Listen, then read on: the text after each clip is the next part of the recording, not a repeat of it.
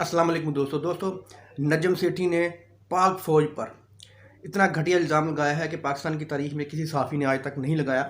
Direct वो नजम सेठी साहब हमारी पाक फ़ौज पर इल्ज़ाम लगा रहे हैं कि ये आज़म सवाती को और शहबाज गिल को पाक फ़ौज ने नंगा करके मारा है, उन पर तशद्दुद पाक फ़ौज ने किया है। अब यही काम हमारी फ़ौज इमरान खान के साथ भी करने वाली है।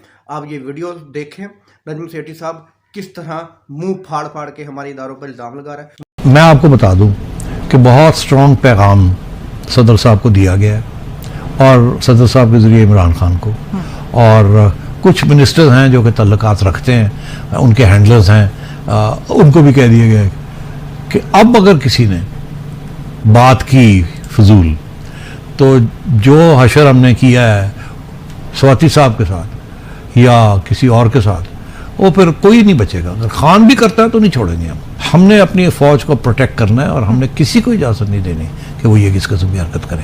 लगा रहा है मौलाना फजलुर रहमान साहब की एक 84-85 साल के बाबे ने तारीखी बेइज्जती की है, तारीखी बेइज्जती की है। अगर फजलुर रहमान में थोड़ी सी भी हया बाकी है तो वो डूब के उसको मर जाना चाहिए। 84 साल के बाबे ने जो तारीखी बेइज्जती की मौलाना फजलुर रहमान की, वो वीडियो सुने आप। जब मौलाना वतन की माओ बेटियों और बहनों के लिए गंदी ज़बान इस्तेमाल करने लगे,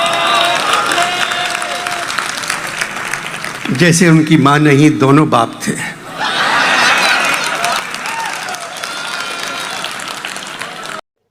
दोस्तों वीडियो चलेगी तो लाइक करना, चैनल को सब्सक्राइब करना। अल्लाह हाफ़िज़।